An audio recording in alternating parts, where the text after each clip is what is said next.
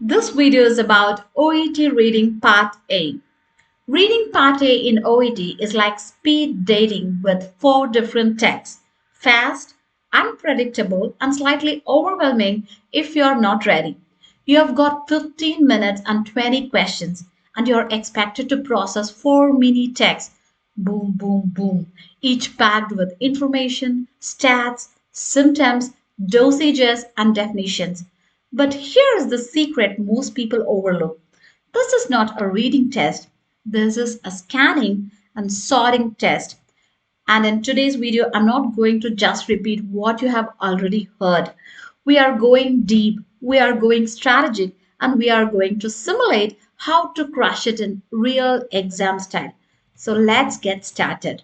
Okay, first, what exactly are we dealing with? OET reading part A gives you a healthcare related topic, right? You know that.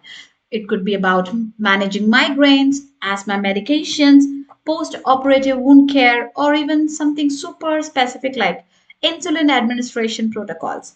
So you will get four short text. We call them as text A, text B, text C, and text D. They can be a patient information leaflet, a table with dosage information, a doctor's guideline summary, or it could be a list of symptoms or contraindications. So each one is written for a purpose and to a specific audience, and that matters. You will get three types of questions here. The first one would be the matching thing. You have to find where a specific piece of information is located. The next one is sentence completion. So finish the sentence with the correct fact or phrase. And the third one, short answer. You have to write a short but accurate response. And here's the twist: they're all mixed together. You don't get to answer all of A, then all of B. You will bounce between them like a tennis match. Okay? All right, now we are entering what I like to call the golden moment of OET reading part A. This is where winners separate from strugglers, because here's the truth: most candidates don't fail this part because they can't read. They fail because they don't know how to move. I'll tell you. Now you can just picture this. You open the test and see four dense text like A, B, C, D, and then panic mode. You either start reading everything slowly, word by word, like it's a novel you're trying to emotionally connect with. Oh, this is about diabetes? Interesting. 2 minutes go by, and you are still on text A and haven't answered a single question. Or you do the opposite. You jump straight to the first question and scan frantically through all four texts, hoping something will magically pop out. You are scanning, not finding. Your eyes are moving, but your brain is blind. And the result? You're tired, confused, and falling behind. So here is what you should do instead. I call it the two-phase strategy. The first one is the control skimming, and the second phase is targeted scanning. Let's break this one by one. The first one, controlled skimming. Think of this like you are entering a hospital ward on duty. Before you even pick up a chart, you glance around. Who's in respiratory distress? Who's getting fluids? Which bed looks stable? Which one looks critical? Same with reading part A. Spend the first 2 minutes just scanning what each text is about. Don't read deeply. You're not treating the patient yet. You are just doing rounds. Here is what you are asking. Is text A describing a condition? It could be maybe the symptoms, causes, diagnostic terms. Text B could be a chart or table, likely about the medications, dosages, or numbers. And is text C a guideline or advice like lifestyle tips, step by step recommendations? Or text D could be about covering warnings or emergencies. Usually, stuff like if this happens, do that, like a kind of red flags and protocols. Say it loud in your head like this. So once you scan, you can just say it loud. Text A, overview. Text B, medication table. Text C, lifestyle advice. and text D, hypoglycemia. So I'm just giving you an example how you should do the scanning and keep an overview or outline about each of the text.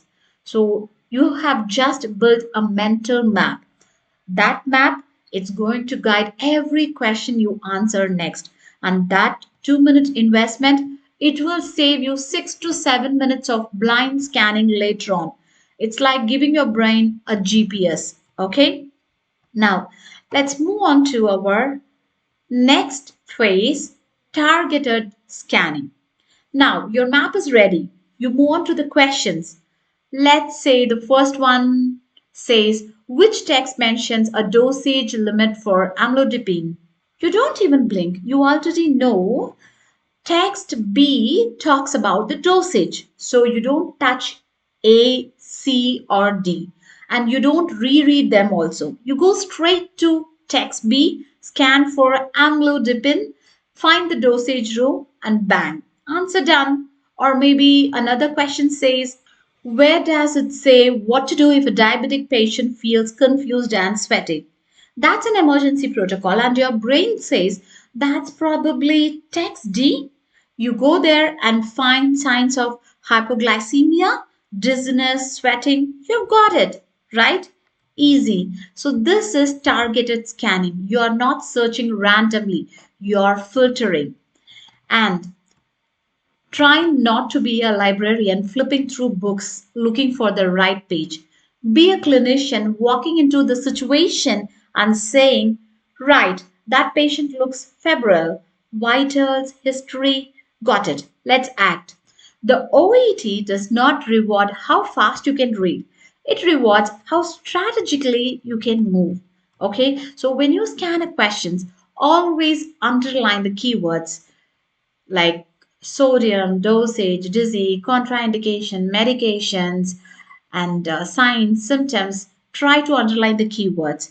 These are your search terms. Sometimes the text won't use the exact word, but a synonym. Say, for example, instead of kidney disease, might be written as renal impairment.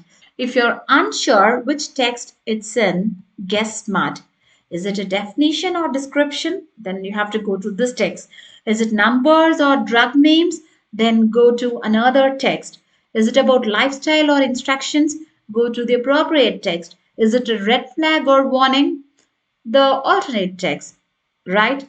So you try to map it in this way. It would be really helpful for you when you implement in the exam.